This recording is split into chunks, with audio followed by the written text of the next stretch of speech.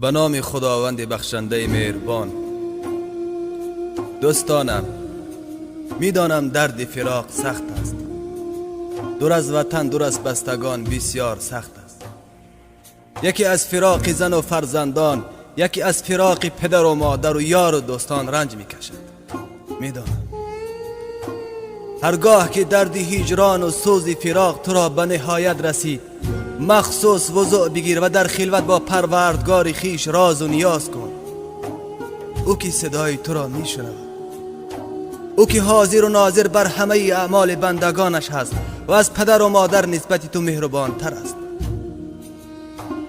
چه بسا نفرانی بودند که دور از وطن چه امید و آرزوهای زیادی داشتند، اما جسدهای بی جانشان به نزد یار و دوستانشان آورده شد.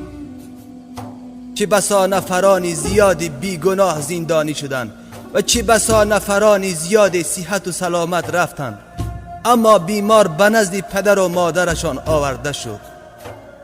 دوستانم، پناه از این همه ناخوشی ها به سوی خداوندی خیش کنیم.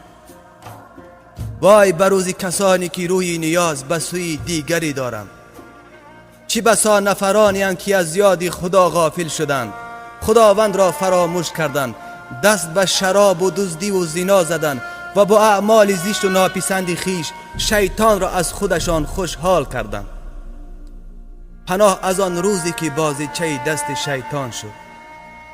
از جمله کسانی نباشیم که خدا را فراموش کرده باشیم، کسانی که خدا را فراموش کردند و خداوند نیز آنان را به فراموشی خواهد گرفت.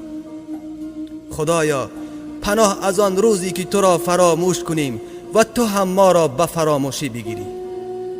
پروردگارا، ما را هیچگاه و هیچ وقت تنها نگذار و نفسهای ما را به دست خود ما مگذار که از خطاکاران خواهیم شد. دوستانم، خداوند دعای غریب را میپذیرد. در حق دوستانی که بی گناه زندانی شدند دعای خیر را فراموش نکنید و در حق برادرانی که بیمار هستند و در حق ما نیز دعای خیر کنید. مواظب خودتان باشید، امانتهایتان را خیانت نکنید، پدر و مادر را نگران نکنید، صحت و سلامت برگردید. شما را به خدای خیش می سپارم. خداوند همه ما و شما را در